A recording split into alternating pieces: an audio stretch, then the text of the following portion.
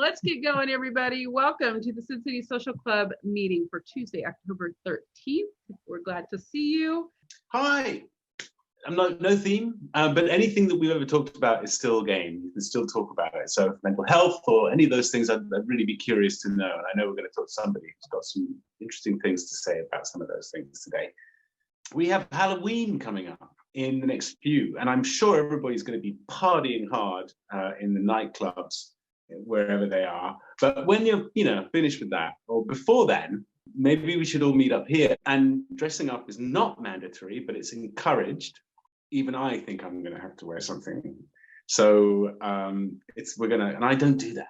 That's not a thing. I'm one of those people who don't do like costume parties. Historically, I'm like, I don't like to dress up, but I will definitely give it a shot. Think of it as cosplay day. If it ain't Halloween where you is.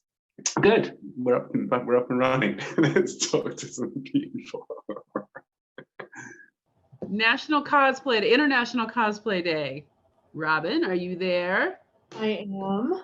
Robin, if that is your real name, many happy returns of the day. Thank you. How fantastic. Will everyone come off mic to say happy birthday to Robin? Happy birthday. Happy birthday, Robin. Feliz anniversaire. Happy birthday, Robin. Robin. Happy birthday for me. Oh. Say happy birthday, Robin. Happy birthday, Robin. Thank you. There you go, Robin. Happy birthday. And you do look fabulous with your birthday girl tiara on. It's fantastic. What are you planning to do? I'm pretty sure I know what the answer is, but I gotta ask anyway. Probably go pick up a bottle of wine and then spend the day knitting. Crazy time.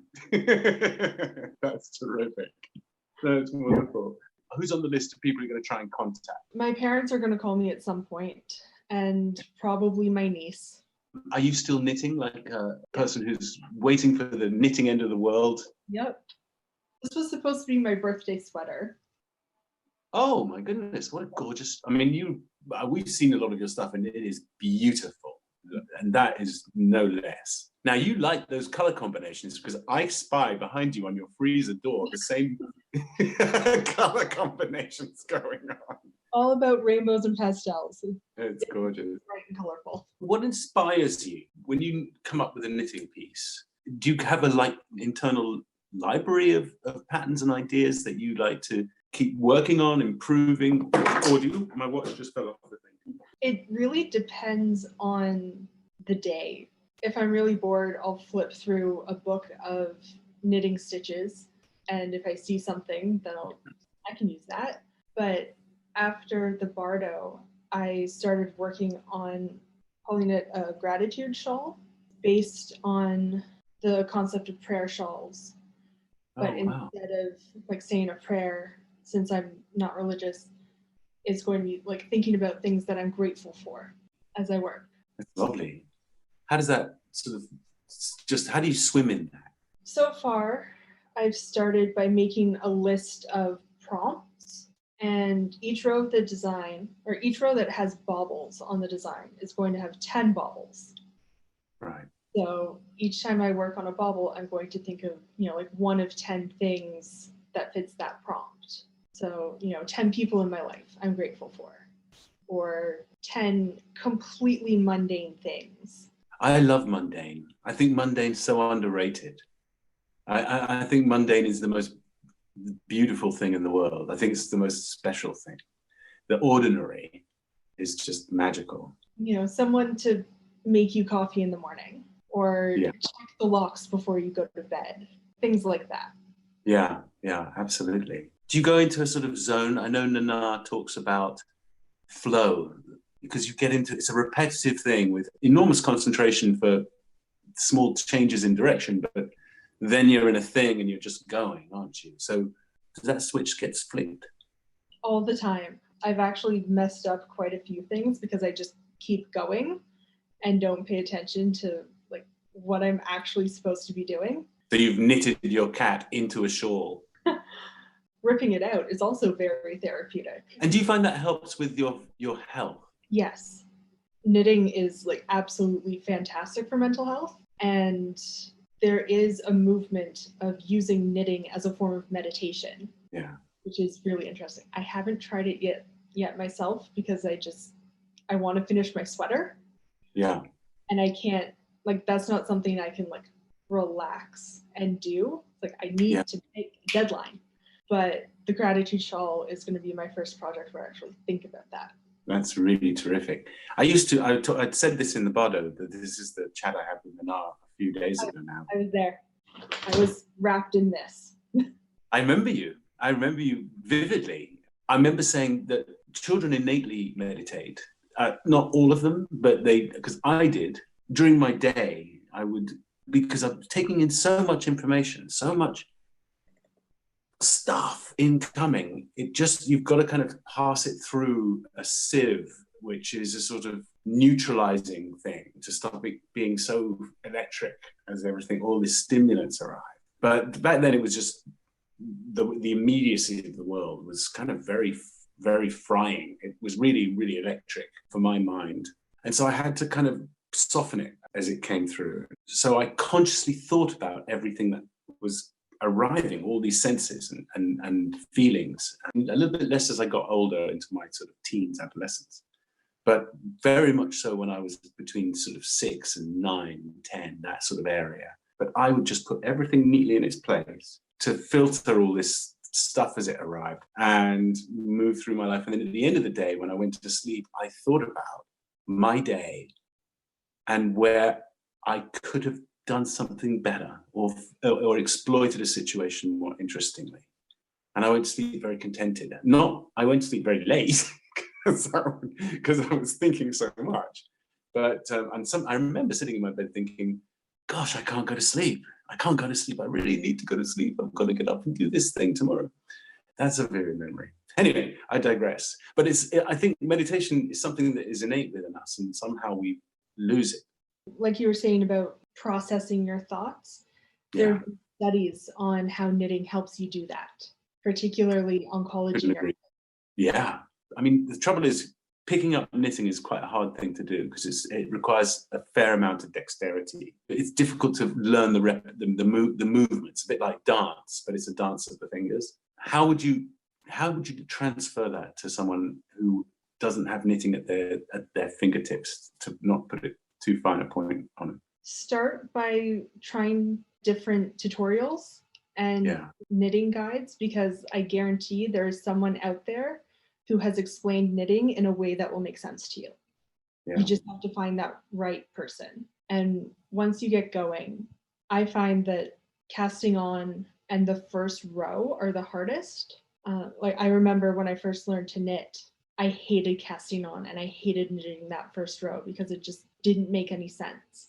But once you get going and you get into the rhythm and you can start to see how the yarn makes the stitch and how you move the needles, you get a better understanding of what's going on, and you can start to learn to read the stitches and figure out what you need to do to make them do what you want them to do. What is the weirdest thing that you've heard someone knit, material-wise? Human tissue. Oh, okay. That's pretty out there. It's happening now in science lab. Like, it's microscopic little knitting machines to make, I think they're using it for arteries. I'm not really sure. I just kind of skimmed the story. I was like, oh, that's cool. I don't understand half these words. Oh, I see. So we're darning human, like, my sweater's been darned where I've destroyed it. It's like a pair of socks. Sort of, but they're also like knitting new arteries or new tissue to use as rafts. Wow. Yeah, that you answered the question pretty precisely. That is a pretty out there thing to be knitting with. Is there anything else you'd like to add? Socks are a lot easier than they look. Most knitting is a lot easier than it looks, but it's getting cold, so socks are a good thing to start making. And you can find all this stuff online, so all the patterns and everything. And you can get wool relatively reasonably. Yeah. Big box stores and large craft stores like Walmart and Michael's and Joann's and Hobby Lobby, pretty decent quality acrylics and some inexpensive wool blends. Like if it's in your budget and you are able to get to a local yarn store or a farmer's market, do your best to support local pattern designers if you have them. It's really easy to make things affordable. It's also really easy to make luxury. And have you ever thought about making your own yarn? It might be a little too labor intensive, but I have considered it. It'd be nice to have a couple sheep one day. Yeah, we had a couple of sheep back in the day. My mum, somehow from this wonderful writer who I can't recommend highly enough, called Bruce Chatwin. And he was writing in the 80s and the 70s, I believe. And he was one of the finest travel writers in the world, but because he weaved in all sorts of wonderful stories about these places. And one of his famous things was called Songlines about Australia. He was great friends with my mom, and his wife happened to be a shepherd. So she gave us 2 sheep, and they spent time in the yard terrorizing us. They were pretty frisky. I wouldn't want to get wool off those sheep. They were pretty skittish, to put it mildly. Thanks, Robin. Happy birthday. Happy birthday. Thank you. Okay, next we're going to Amal. Hello. Lovely to meet you, Amal. How are you doing today? I'm very good indeed. Where in the world are you? We haven't met before. We have not. No, I'm from Katy, Texas. It's a suburb of Houston. And right now I'm just currently a college student. So Zoom U is kind of my day. How is things in Katy? Everything's more or less okay. You technically have to wear a mask, but like half the people ignore it. Yeah, all the bars and restaurants are open. My school decided to just like everyone stay home. So pretty much everyone in my university is at their home, attending class via Zoom every day. Wow. That must be really hard because, yes, I mean, it's hard enough to get motivated when you're at college because you've got so much freedom compared to school and parents breathing down your neck and making sure you do your, homework and stuff. And college, you're kind of on your own and it's up to you whether you want to do the work. But if you're at home with the Xbox there and the thing there and, everything else going on, it must be like, it's really tough to get to this assignment. I got to do it. But okay. Well, I mean, like even Xbox kind of gets old because I mean, I've been at my house for like 8 or 9 months just doing nothing. Yeah. I mean, like the first month of quarantine, I was very happy. Like very little work, nothing to do. I'm at home, plenty of time to watch movies and TV shows and play video games or whatever you want to do. Over it. Yeah. The first month was great. And like by like month 8, I'm just like, oh. The funny thing was a lot of what's been getting me through this is watching Deep Space Nine. I just picked it up like 8 months ago. I have to see the last episode. I'm probably going to watch it today. So I've seen everything all the way up to What You Leave Behind. That's great. My goodness. What do you mind me asking what you're majoring in? Because you're probably making that decision now. Yeah, so I'm a physics major actually. Oh, perfect. Wow. Fabulous. Yeah. So it's very Star Trek-y, I guess. It is. And are you more into like leaning into the theoretical or where is your area? I don't have to make that decision yet because I'm still just taking most of the advanced classes. So there's still a lot of like, this is what everyone takes. Yeah. But I'm definitely leaning more towards the theoretical side. Yeah, because I'm sort of obsessed but really ignorant about quantum. There's something about it that just really excites me. Yeah. Well, it's a little bit less exciting when you like have to learn all the math and do all the hard problems. I know. By a certain deadline. That's the problem with being at school. But that's why I didn't get into it at school. I got into everything I got into after school. I was a geography and anthropology dual major, I guess you call it. Okay. I didn't complete, but that's because for a very different reason. I really had an idea what I was going to do, and I was like, right, I'm going to go and work in a store. So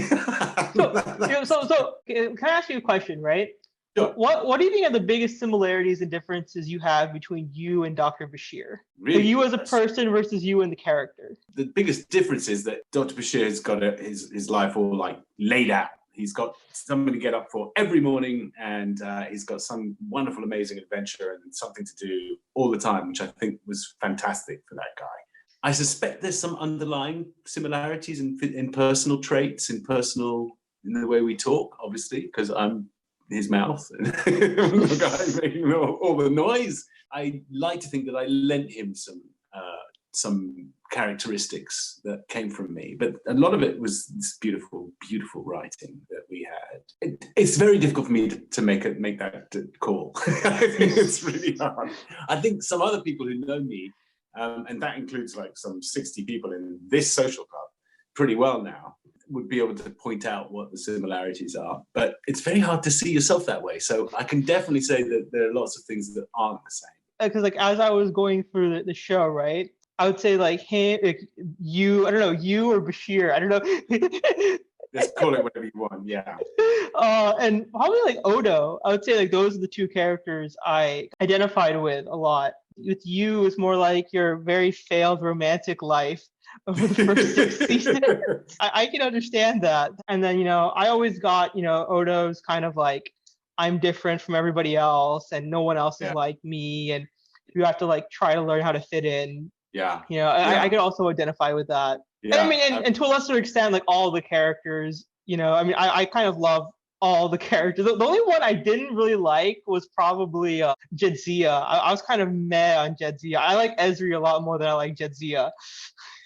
Yeah, well, I reckon that's kind of, there's probably a debate about that. Absolutely. Do you miss that, the college life, kind of that, or do you find that kind of stressful? No. I definitely enjoy being at college because, like, I think, or university or whatever, because it's that one time in your life where your only job is to learn things. You get to like read all these cool books and like write and think, and you have to, like at its best, right? You're learning how to think for yourself. Yeah. And thinking about like what's your view on the world? How do you view the things around you? What is right and what is wrong? Like what is just and what is unjust?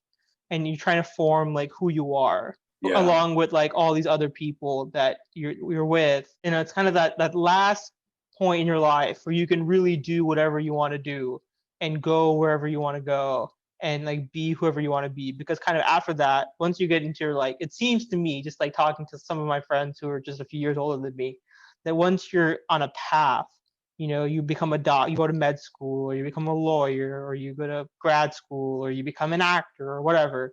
Like you're kind of locked into that path, and you kind of have to go along with it. You can't as easily just switch around, I think that's very wise, Emil. I mean, I think you're really, really smart to be exploiting this particular moment in your time. It's astonishing how fast it goes by. And it's astonishing how this is kind of the last chance saloon for certain disciplines. There's always many things you can do all your life, forever and ever. You can change everything, but it's quite hard to get laboratory situation tutors and teachers and professors around you all in one place, plus a bunch of other kids who have something in common and want to talk about it and passionate about it. I mean, that's what I remember. Yeah. It was great because I was with 18 other kids who were just passionate about acting, and we talked it through, and we were crazy, and we came up with these wild ideas, and we did them. Like watching Deep Space Nine. Deep Space Nine is kind of like a university in a sense. You have all these cool people doing all these cool things. People will play pranks on each other, and there'll just be like a random baseball game episode. So yes. Where did that come from? Yeah, so I always, as watching through DS9, like I always thought of it as just one big university, where I guess the Dominion is the evil exam at the end of the university that you have to face. Yep, damn straight. Absolutely. And so now I get to watch to see if you guys pass the exam or not. At the time, it was easily the most unpopular Star Trek. They didn't care about us so much that that the writers could do anything they wanted and did. Whereas Next Generation and Voyager, they had to be, the studio were looking over their shoulder all the time, and there was so much money invested in really important yada yada yada yada. Deep Space was considered this sort of filthy child in bed. The B series. Yes, exactly. I think of it as like the perfect complement to the Next Generation. The Next Generation is like peak humanity, big utopia, everything's wonderful. Earth is almost never threatened. Like everything is just fine. And then DS9, it's like, okay, what happens when they pass Q's test? How do we face the Dominion? And like the differences between Cisco and Picard, I always think of them as mirror images of each other. DS9 has been like the most important thing getting me through this. I'm actually very scared to watch this last episode because then there'll be no more DS9. Yeah, Picard and Cisco, they are very much like two sides of the same coin. Because Picard is very lonely, you know, that's ultimately his tragedy. Cisco is definitely not lonely. He's in love with his son, and he's got, you know, family to deal with, and how to guide this boy through this strange environment has been a really exciting thing. And also, of course, back in the 90s, there weren't many people of color in responsible roles like that. And there was 3 too. It wasn't just like one token character. There were like 3. I guess you, Worf, Cisco. So yeah, no, I really enjoyed that. And then I also like found the something really interesting about, you know, like Cisco and the 3 Daxes, because like Curzon is kind of like Cisco's mentor.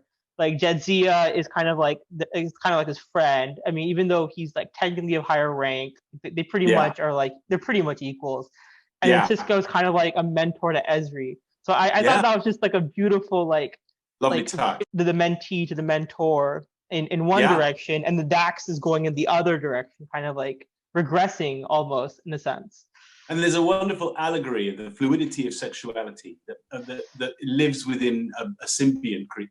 They're not sexes, but they're 2 people in one. And I guess that was an opening a story, an idea that was really useful on TV for some people, because goodness knows you're at college and it must all be about identity and who, I mean, you're obviously at home, so you don't get to do that as fully as you might have done back if you'd been slightly different. But hopefully next year, maybe at the end of the year, you'll get back tentatively into college, and you'll be happy for it and re-socialize, and you'll get back into the swim of all identity politics and all the wondrous.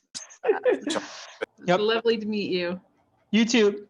All right, we're going to talk to Amanda Valentine. Hi. Hello, Amanda. Hello again. Hello. I can't remember where you are. I'm in northern Wisconsin, like right on the Minnesota-Wisconsin border. Yeah. Okay. I'm in the crap show of the state right now with COVID, so. It's a little bit of a crap show, I'm afraid. Yeah. How's the weather? Is it cold arriving? Because I'm wearing proper clothes now. It was like in the 50s today, so not too bad for October. But are you a person who'd like to decorate for Halloween? Do you like to do Halloween stuff? I do. I mean, we have 4 small kids, so we kind of have to get into all the holidays for their sake. Yeah. We don't really have a choice. Any excuse to party. Yeah, pretty much. I mean, they're excited. They just want candy. But how are you planning that? Well, I think we're just going to drive them to people's houses that we know, social distancing and wearing masks.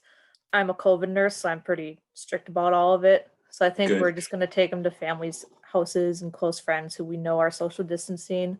And then we might just hide candy around the house and do like a Halloween Easter egg. Oh, that's fun. That's a really good idea. Like an Easter hunt, but a Halloween hunt. Yeah.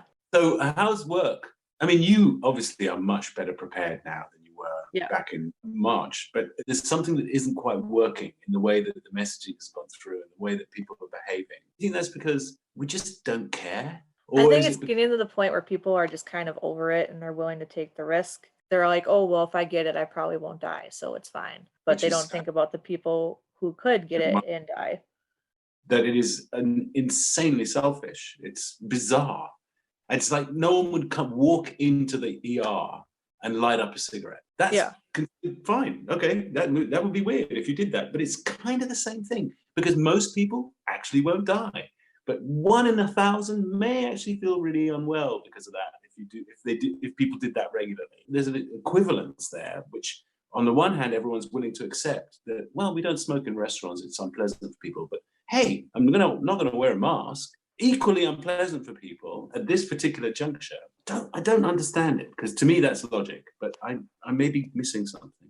Yeah, I don't get it either, but maybe I'm just biased because I see it every day at work, and I see the people who are sick enough to be hospitalized. Is there any heartwarming stories that you've collected over the last since we last talked? I don't know. I had a patient who like really liked me one day, so that was cool. She was like, I wish you could just hang out in here with me, but I know you're in your gear and you'd probably get hot and uncomfortable. And I was like, yeah, probably. And then after she discharged, she found me on Facebook because she knew what my last name was, and she sent me a message, and she's like, I just want to let you know that you were very sweet and compassionate, and you made my stay with COVID a lot less scary, and I just want to thank you. And I was like, oh, well, that's good, because I feel like a lot of nursing, you're just kind of like, I don't know what I'm doing, but hopefully this works. So I'm guessing that between you and the doctors and the support staff, there's a kind of increased camaraderie as a result of all this. There's a kind of increased communication and a sense of unity. Yeah, I mean, our floor especially, we've always been a pretty close, tight-knit floor, but even now, more than ever, we're very close. We're always willing to help each other out.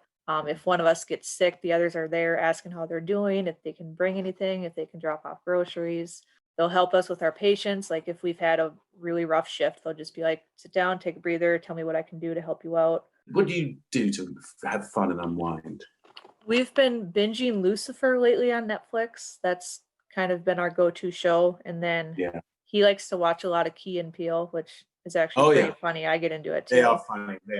Yeah. He just introduced me to this game on my phone that I've been obsessed with lately. It's called Among Us, where you just kind of have to try and survive. And there's one person who's killing the others. Key and Peele, I believe one of them's a huge Star Trek fan. I don't know which one, but Colin would know. He's in the Zoom somewhere. He was the one who told me. I'm watching, just throwing out ideas, not relaxing. I got to put this out there as a disclaimer. Definitely not children. It's called Succession. It's like a kind of pastiche of the Murdoch family. It's about a super wealthy family and how it's actually a King Lear story, frankly. Oh, that sounds good. And it is really good. It's beautifully written. My goodness, it's one of the best written shows I've seen for a very long time. If you're feeling like a grown-up night, it's not too exhausting. It's just really mind-blowingly good. Really highly recommend it. Will you be able to come to a Halloween party if we throw one? I'll have to find a costume, I guess, and dress up as something. Yeah, you see, and you can't do nurse. I can't. That's too easy. I was Khaleesi one year, and my son was a dragon. Not many people knew who we were, because we went out to a lot of nursing homes that year since it was cold, but some of the younger people figured it out. And you actually look a bit like Khaleesi. So, I mean, apart from the color of your hair, you could absolutely be Khaleesi. So that's a really good call. And your son was a fierce dragon, or was he just... He was like 18 months old, so it was a cutesy little kid dragon costume, but he didn't really like it too much. But I was like, we're doing this. This is our theme. Back in the 90s, when my son was a little baby, 4 or 5, that area, his favorite thing, I don't know if you remember these, but there used to be these fat sumo suits. The fat sumo wrestler, he just loved that thing. You couldn't get him out of it. He just wore that all the time. And you had to blow it up after he got it on. And it was just to be obscene. I'm sure it's politically incorrect on all kinds of levels, but my goodness, he loved that thing. He couldn't hurt himself if he fell over. Well, there you go. That's a perk of it. Literally shaped like an egg. This is going to sound a bit weird, but I think if you try and tune in or tune out, whichever way you want to put it, the world has a rhythm and you can sort of float on top of it for a while rather than let it start sort of sinking. It's been lovely talking to you, Amanda. Do come back and give us an update if things change or you need to just chat about something that is on your mind. Okay, we're going to go to M. Hi. Is my mic loud enough? You are perfect. Thank you. I tell everybody that and they don't believe me. You see, I'll tell you I've the been real saying trick. that for 34 There years. is a trick to it. You can only let people say it to you. You can't say it to other people. That's the thing. That's the problem. Yeah. There was a time when I was just telling everybody I'm a brilliant actor, and they're like, no, other people can say that. You can't say that. Unless I'm much mistaken, you are wearing what would colloquially be called a witch's hat if this was a coven. It's also called that if you're in a Target and you're in the Halloween aisle and you're like, man, this is a really cool witch's hat. It looks really nice. I really like it. It's a smart one. A dark purple sash on a purple with silver stars. I'm taking that back. It's not a witch's hat. It's a wizard's hat. It's the other. They're all the same, aren't they? Witches and wizards. We just found a way to separate them at a certain point. We gotta put genders on everything in life. So yeah, I think there are male witches, and I think there are lots of female wizards. I've met tons in my life. Yeah, I really like wearing head ornaments. I almost wore this guy. Have you been hanging out in the social club for any time? This one, no, actually, I came upon because back in the summer, I started an online black box portion of the theater where I work. I found a bunch of scripts that were in the public domain. The actors are all in their homes and we do them over Zoom, but we sell tickets for donations. The audience comes and they turn off the video, but you can have your microphone unmuted so that we can hear the laughter and the reactions. Oh, wow, that's great. I mean, yeah, I'm sure you understand not being able to hear people laughing and reacting in theater is so hard. That's kind of an interesting idea. That's really interesting because we've done a few of these plays, but we've kind of shut everybody down. We do it live, and then we have I have at least 2 ushers who are listed as hosts. So if an audience member starts being loud enough to be distracting, the host can mute them. And if it continues, then there's a disclaimer that you can be removed from the show. You know, often it's just the cat walking on the keyboard will do. Right. Or, you know, someone's asking a question in the other room or something that as soon as an usher mutes you, you realize, oh no, okay. And you fix the problem. Wow, that's super interesting. I had no idea. Yeah, we've done several of them. I think they've been just really good fun for everybody. Yeah, that's how I actually found the social club, was the searches that I've been doing, because I've been trying to like build the community of other like examples of digital theater. And I was like, oh my God, Deep Space Nine. Because I'm a fan and I like it. What do you do in real life? I mean, obviously you're a theater impresario of some kind. Yes, I've done theater since I was 6, but for money, because theater does not pay well. What do you mean? Especially local community theater. Yeah. It's hard to get them to give you money. You can't get by on $25 a month. I mean, you can get that from a good theater play. No. I work for United Healthcare during the day, and then I work at McDonald's a couple nights a week, and then I do theater, and then I have 3 kids, and then I have a husband, and then I sometimes sleep, but sometimes I don't, you know. Wow. So you're a secret, interesting person that people ignore all day and then go, and they have no idea about this mystery life of yours, which is fabulous.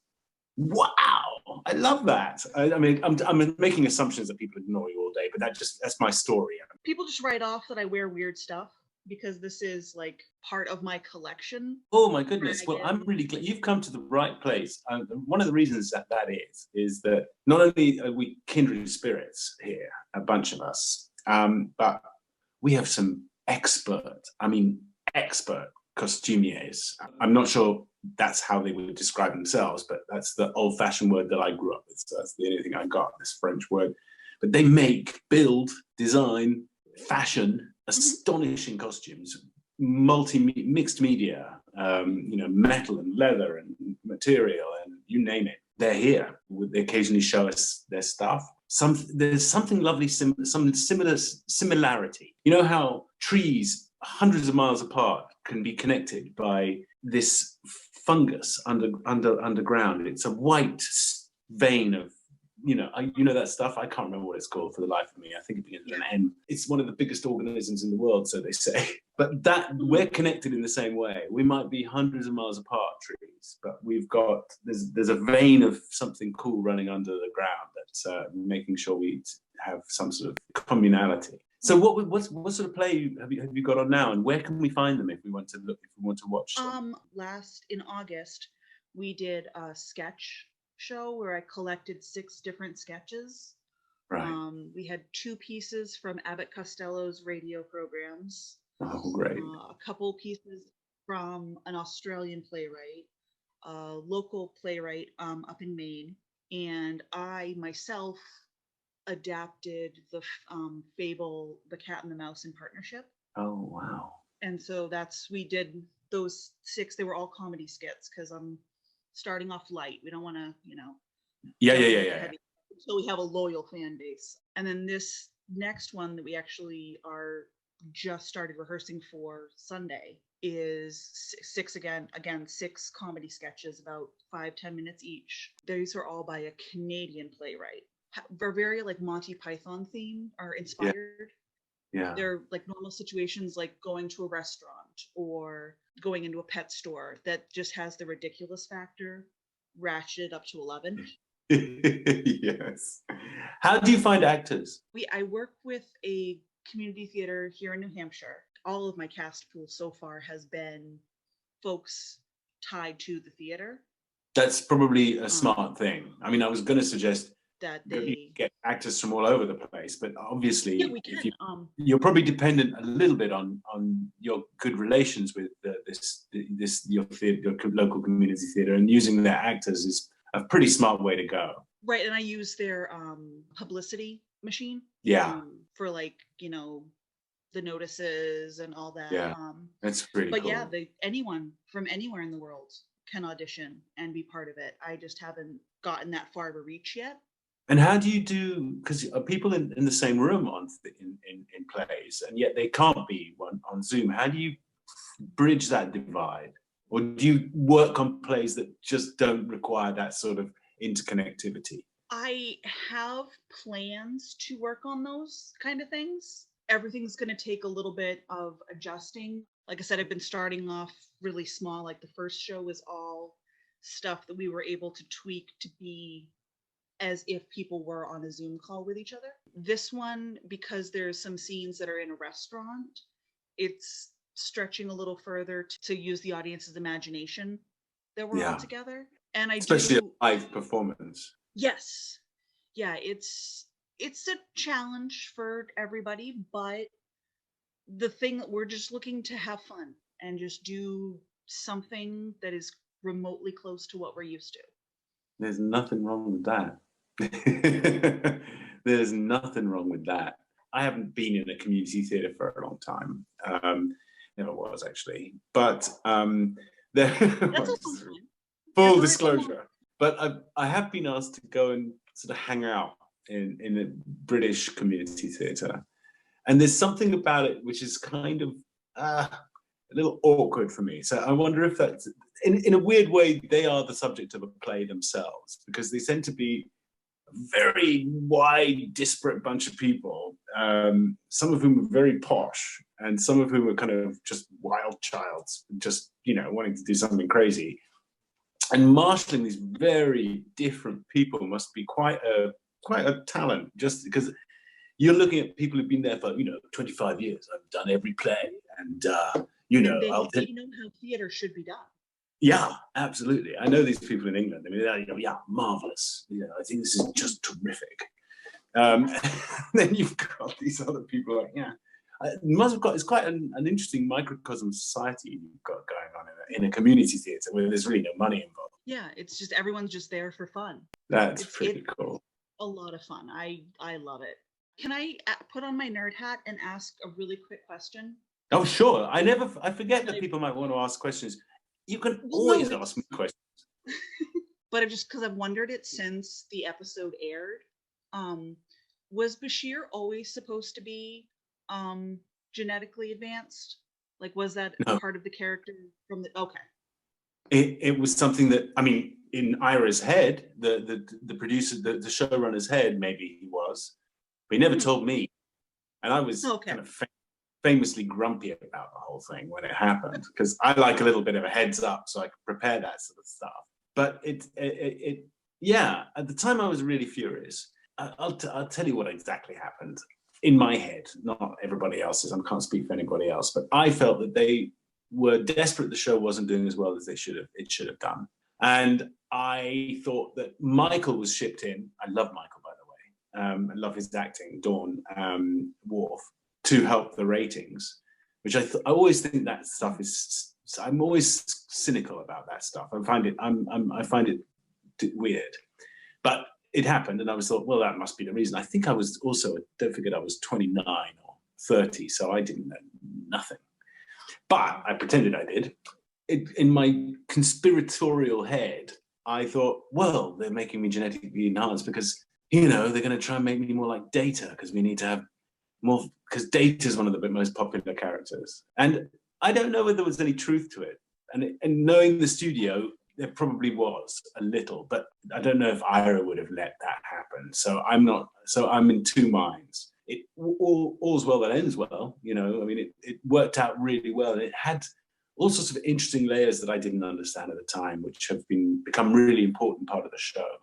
Well, not really important, but just an interesting layer to the show and Bashir's character. And so I really enjoy that aspect now, but I was at the time really stamping my tiny little foot on the ground and throwing all my toys out the pram. Does that answer your question? It does, because literally, like, if you go back and rewatch it not knowing, it's like, well, is that why he's awkward? Is that why he's so proud that he was number 2 on the final? Like in the first episode, you brag about getting the second place marks. Is that because he and I've literally wondered it for decades now. I love the second place. You know, I'm not American in the sense that I need to win anything all the time. And I don't mean to disparage, but that is a cultural reality in America. People are brought up to beat people, and I don't find that healthy. So I really enjoyed the second place, and I really enjoyed the underdoggedness of Bashir. I know that's not a word, but I'm just gonna go with it. And I celebrate his not being the best at anything, really, until eventually he finds a rhythm and a place where he ended up lying on top of the ocean instead of sinking beneath it. That's kind of one of the secrets that makes good characters sing. This one. Thanks, Em. Thank you very much. All right, we're going to go to Janina, who we met a few weeks ago, and she has some artwork she wanted to share. Hello. Hello. Yeah, I kind of did something that I have to be honest, only Social Club made that happen. Oh, Janina, that's wonderful. I can never forget your wall. Well, this time I'm going to show you another wall. Spoiler alert, it's not perfect. Nothing. And don't get vertigo from turning the camera.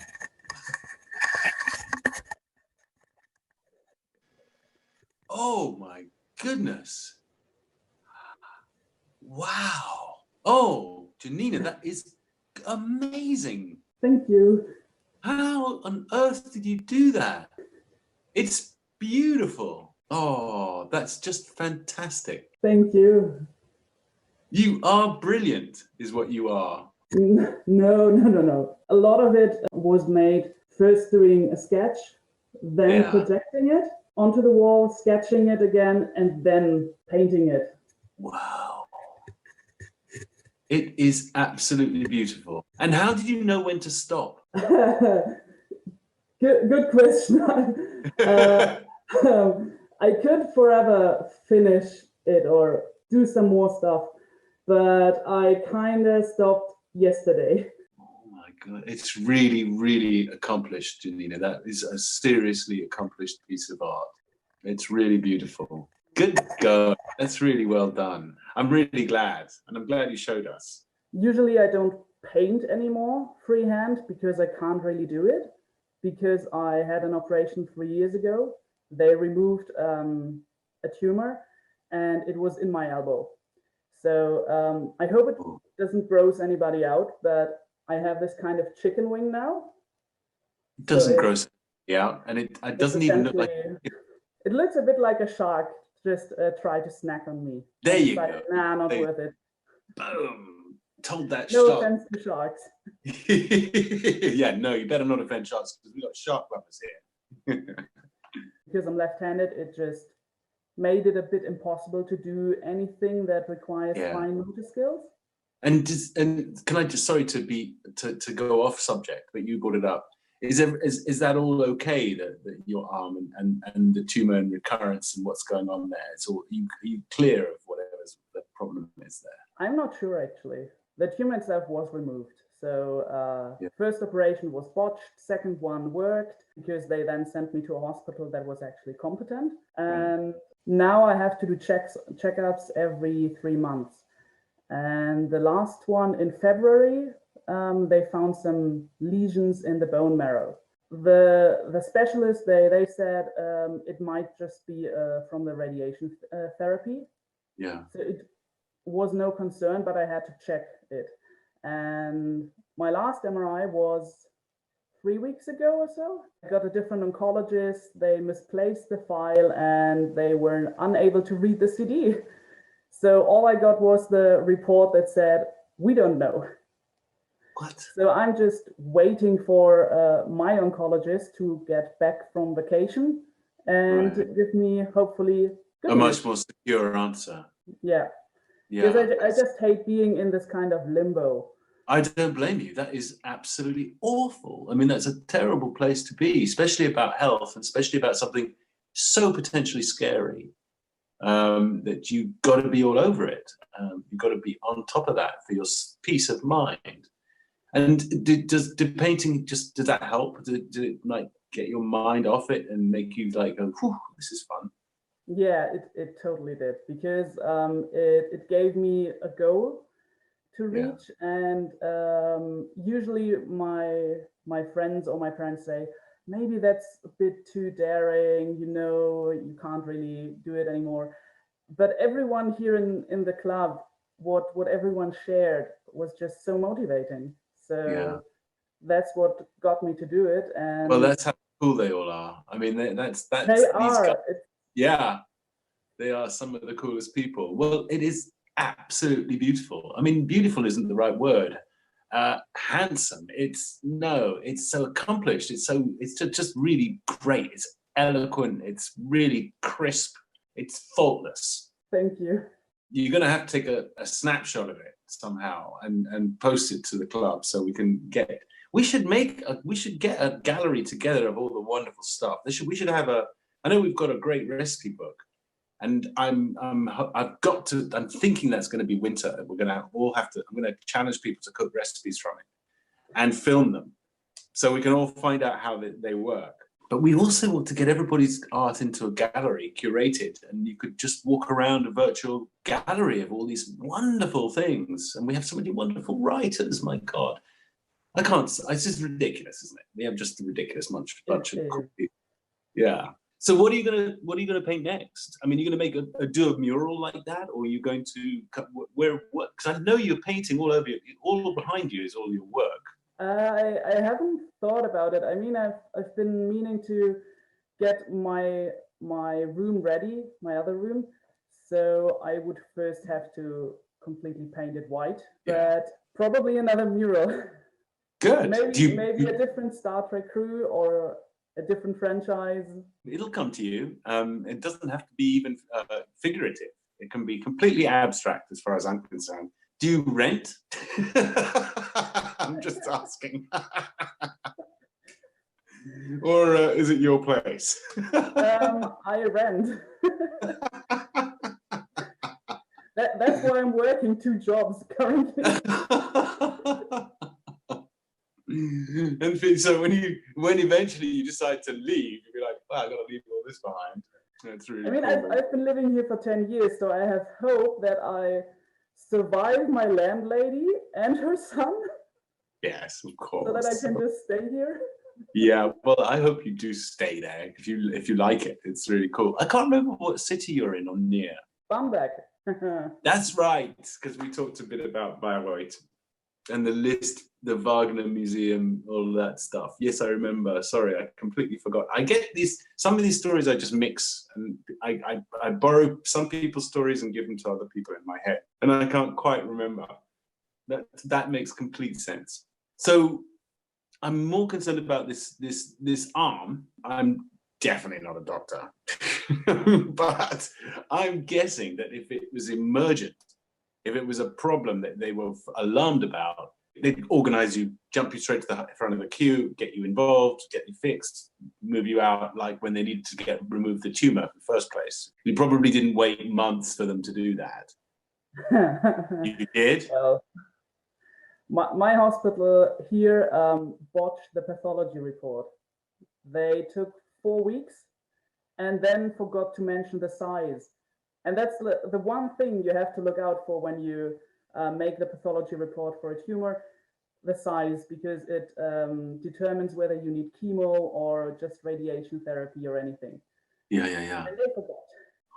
But That's my hospital. They're just incompetent. Wow, yeah, it sounds like a Halloween hospital. Everyone's just dressing up as doctors. My goodness. Well, you're incredibly good-natured, given that really horrible sequence of events that have led you there. You gotta laugh about these things. I mean, Yeah.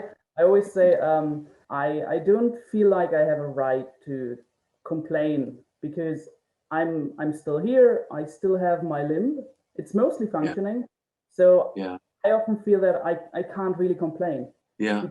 It's difficult when a country gives its healthcare for free to everybody. It's not for free actually, but for a very tiny amount, because you have a little bit taken out of your paycheck if you're working every month, and it goes to a big fund to fund the national health. That maybe, you know, doctors have an incredibly stressful, difficult time, and they will occasionally make mistakes, and we must be really good about it, because hey, somebody decided to learn how to fix a broken heart, literally. And that's their goodness does that, and it's difficult to get upset with them for not fixing it as well as they should have, or because they couldn't, or they just were incompetent, because it's all something they're giving. Although, because they're not getting paid enormous amount, these doctors, at least the ones in England, they're not wealthy like the ones in some countries.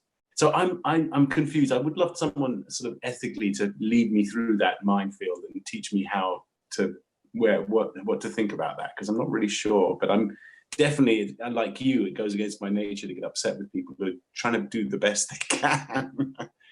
It's different in the States, because ain't nothing free here, honey. You know, someone's making a lot of money everywhere.